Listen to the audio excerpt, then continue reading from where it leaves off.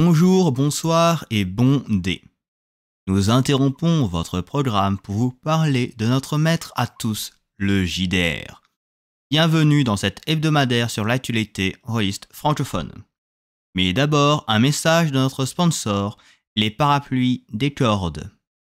Grâce aux runes inscrites par nos chamans graveurs, n'ayez pas peur d'emporter votre parapluie pour rien.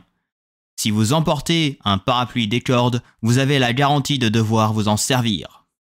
Attention, les parapluies des cordes sont limités à un par région. La météo des financements rôlistes. Lancement du financement pour RuneQuest, les suppléments suivants, livre rouge de la magie, armes et équipements, ainsi que le coffret de découverte. Le tout est déjà financé à plus de 300%. Presque tous les paliers ont été débloqués, les signets, les aides de jeu, le vernis, il ne manque que les plans. Les paliers sociaux, eux, n'ont pas encore été atteints pour obtenir des posters. Les livres déjà parus sont disponibles en supplément PDF ou livres. Fin du financement le 4 septembre. Pas de date estimée de livraison encore, mais elles sont espérées pour fin 2023. La semaine prochaine, il n'y a pas de financement qui se termine. 500 nuances de geek a confirmé que la traduction de Dolmenwood commencera cette année.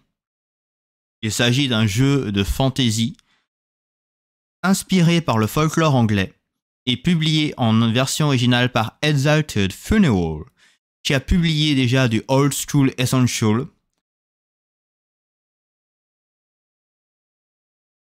L'actuel play Roll and Play devient une identité indépendante de Black Book Edition et lancera un financement participatif le 12 septembre pour financer leur prochaine campagne. Deux raisons sont citées pour cette décision d'indépendance. Premièrement, le fait que BBE doit également réaliser des investissements dans d'autres domaines. Et en deux, le fait que la prise d'indépendance permet d'avoir le droit à des subventions publiques et pourrait donner accès à des partenariats avec d'autres éditeurs. Les textes pour le dernier supplément de l'Empire des Cerisiers ont été bouclés. Il ne manque que la relecture, la correction des erreurs, etc. Mais cela permettra de boucler la gamme de base. D'autres projets sont prévus pour l'Empire. On se rassure. Le Monde publie une série d'articles sur Donjons et Dragons, en commençant par son co-créateur le plus connu, Gary Gygax. D'autres articles ont suivi sur Dave Anderson et sur la croisade anti-Donjons et Dragons par exemple. Disponible sur leur site. Le tournoi du DICE continue de faire des morts. La moitié des participants est déjà tombée. À partir de la semaine prochaine commencent donc les demi-finales. Et à la fin du mois d'août, la finale avec le grand gagnant. Je tiens à vous rappeler que Roll Die propose en ce moment un financement pour DICE Neptune sur Game on Tabletop, un livre sur le scénario de cette édition du tournoi qui n'est pas encore financé. Twitter devient X. De plus en plus de rôlistes vont sur Mastodon. D'autres se tournent vers Tumblr. L'avenir est incertain pour le prochain réseau social où les rôlistes vont se croiser le plus. C'est une énorme perte de visibilité. La jam One Page RPG sur itch.io a déjà commencé et déjà 131 projets au compteur de jeux en une page.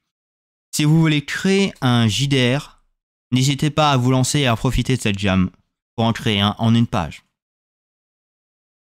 Le jeu de rôle indépendant de la semaine, j'ai 10 ans de RL, un GN, grandeur nature, pour revivre ses 10 ans. Et ça fait plaisir de revivre un peu son enfance. Je vous donne rendez-vous la semaine prochaine pour de nouvelles actualités. Que les dés vous créent de bons dramas.